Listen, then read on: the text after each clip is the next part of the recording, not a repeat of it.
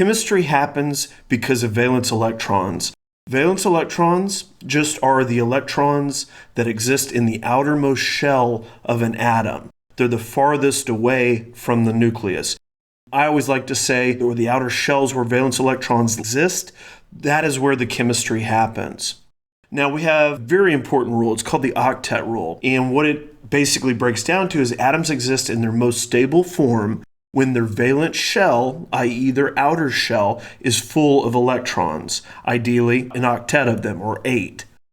So if we look at our periodic table, we're just looking at the representative elements, and I've numbered them 1, 2, 3, 4, 5, 6, 7, and 8. All atoms strive to be like group 8.